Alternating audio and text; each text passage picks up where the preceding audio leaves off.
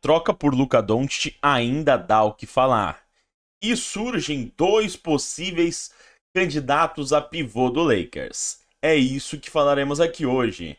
Tudo bem com vocês? Eu sou o Kamegolha e falo aqui do canal Purple and Gold Brasil e a gente vai comentar as notícias mais recentes do nosso time maravilhoso, Los Angeles Lakers. Até porque o Lakers tem dois pivôs já no radar e dois antigos conhecidos, né? Primeiro vamos falar do Walker Kessler, o jogador do Utah Jazz, que é um pivô muito jovem, 23 anos, extremamente atlético, reboteiro, vai se dar muito bem com o Luka Doncic se jogarem juntos. Porém, esse pivô com certeza vai ser caro devido ao seu valor e baixa idade, né? Mas surge a informação que o Utah está sim disposto a negociar ele. Eles também pensam numa renovação de contrato com ele, mas eles não fecham a porta para uma negociação. E o Lakers, precisando de pivô como está muito interessado nesse atleta.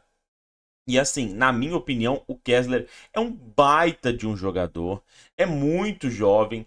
Pelo pacote certo, eu acho que vale muito a pena. E aí é só você mandar bem na Free Agents que você vai ter dois bons pivôs, né? Aquele mais ou menos ali para ser reserva e um titular absoluto. Eu acho que o Kessler é a cara do Lakers, é um cara jovem, atlético. Ele e o Luka vai dar um fit muito bacana. Outro pivô que está sendo ventilado no Lakers é o Daniel Gafford. Sim, jogador do Dallas Mavericks, né? Ex-time do Luka. Até por isso as pessoas gostam de vincular ele ao Lakers, porque ele se dava muito bem com o Luka. Porém, um analista da NBA falou que acredita que, devido à troca pelo Luka, o Lakers ia ter que pagar muito caro pelo Gafford, né? Coisa como Dalton Knecht, Gabe Vincent e uma escolha de primeira rodada. Aí você tá de sacanagem, né? Com todo respeito ao Daniel Gafford, ele é um role player. Ele é um role player. Ele não é um pivô que vem para resolver. Ah, ele se dá bem com o Luka. O Jackson Hayes também se dá bem com o Luka. Todo mundo se dá bem com o Luka. Se você é pivô, você vai se dar bem com o Luka. Porque ele potencializa o jogo de qualquer um. Pelo amor de Deus. Esquece esse cara. Horrível. Horrível essa contratação. Eu não quero. Nem por uma troca simples. Só se for para ele ser o reserva e ser troca ali pelo Gabe ou por uma escolha de segunda rodada. Se não, não compensa. Eu acho que a gente tem que começar a ter prioridades maiores. Porque senão vem mais um Jackson Hayes da vida e a gente se frustra, perde a temporada e é assim que o Lakers não ganha um título desde a bolha. E bom, falando sobre o protesto, né, que eu citei no início, foi o Don Nelson. Para quem não conhece o Don Nelson, ele é um ex-GM da NBA, porém ele treinou o Dallas Mavericks por em torno de 8 anos, de 97 a 2005. E ele, né, ele recebeu um prêmio, aqueles prêmios que a NBA gosta de dar pela sua entrega à comunidade, né? Não somente basquete, né? Então, aquela entrega que você faz às pessoas, que você realmente cria projetos, né? Foi esse tipo de prêmio que ele ganhou. E ele deixou claro na entrevista que ele estava usando os tênis do Luka Doncic em protesto pela troca que o Dallas fez.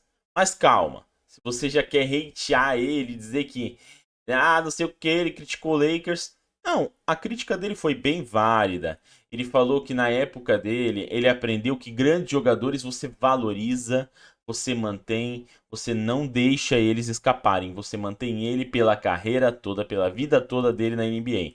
Então, assim, era mais uma crítica a você negociar o seu grande astro, né? Até se você olhar pela lógica do Don Nelson, por exemplo, eu tenho certeza que ele não concorda com uma troca do Milwaukee pelo Giannis. Entende? Então ele foi muito por essa lógica de você não trocar sua grande estrela, e sim você valorizá-la e ficar com ela a carreira toda, como foi, por exemplo, Kobe com o Lakers. Então é uma crítica bem justa e, inclusive, ele leva a risco o que ele prega, tá? Porque ele saiu do Dallas quando Mark Cuban é o antigo dono, hoje ele é sócio minoritário, e o Mark Cuban que todo mundo falava, não, se fosse o Mark Cuban, o Lucas jamais seria trocado.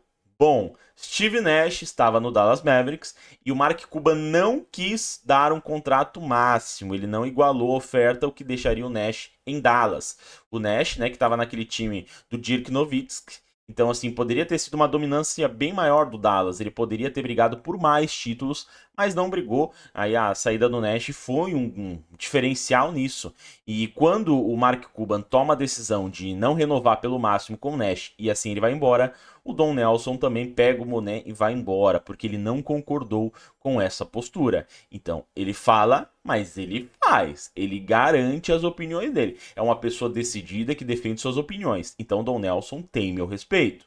Bora para notícias engraçadinhas, porque o Shaquille O'Neal, ele falou que ele poderia ter sido um tie-end da NBA.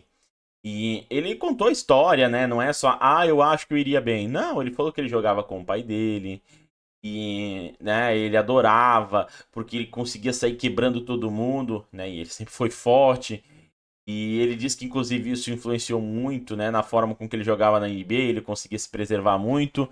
Mas ele contou que aí um dia o pai dele chegou com o jornal, deu uma chapuletada na nuca dele e falou: tu tem que parar com esse negócio de futebol americano e tem que focar na NBA. E jogou o jornal para ele.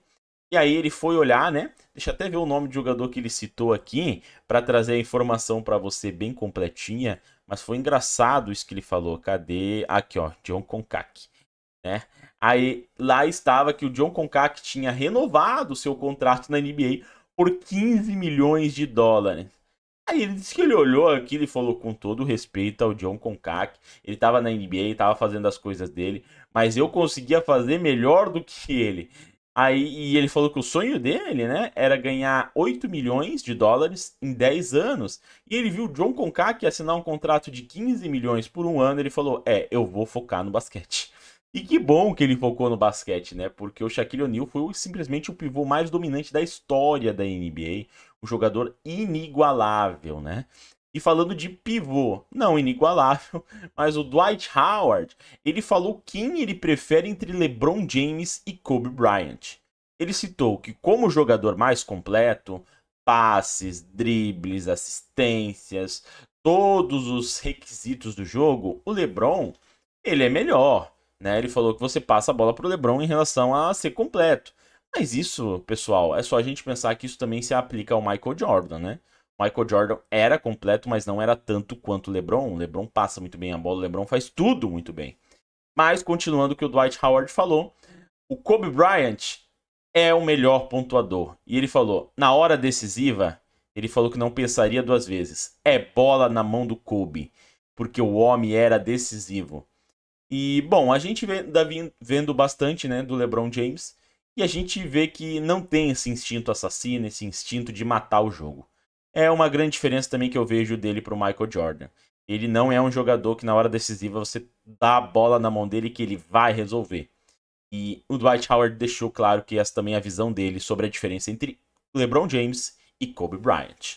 Bom, mas no mais, as notícias de hoje são essas, né, pessoal? A gente teve aí coisas interessantes, esse protesto em relação ao Luka, essas notícias sobre o nosso futuro pivô, né? Que isso vai movimentar muito a janela do Lakers. Muita coisa vai ser falado sobre isso. Eu não invento nada, pessoal. É tudo. Se tem alguém que inventa, são as fontes. São as notícias que eu vou atrás. Mas assim, a gente sabe que vai ter muita coisa sobre pivô e muito fundo de verdade, porque Daniel Gafford, Walker Kessler são dois jogadores que podem sim, tem uma viabilidade muito grande deles virem para o Lakers, né? Mas sempre vão inventar um Shaquille O'Neal de 2000 para vir para o Lakers, alguma maluquice, um Nicole Jokic da vida, que a gente sabe que não é factível, né? Mas, e também só para deixar claro que amanhã tem joguinho 3 da final da NBA. Será que o Indiana ganha o primeiro jogo em casa? Mostra que a chapuletada que tomou em Oklahoma no jogo 2 foi só um acaso? Bom, deixa aqui embaixo nos comentários o que você acha. Também deixa aqui embaixo o que você acha sobre esses dois pivôs que o Lakers está indo atrás, né? O Kessler, extremamente talentoso. O Gafford, que se dá bem com o Luka.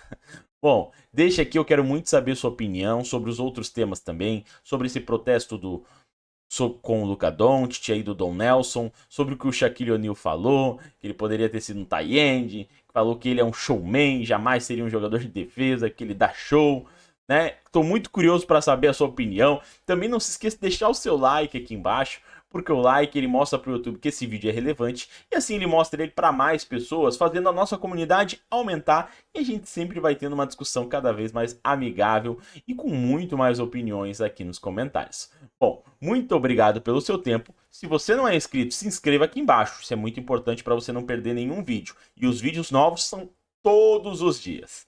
Obrigado pelo seu tempo, viu? Até amanhã. Tchau!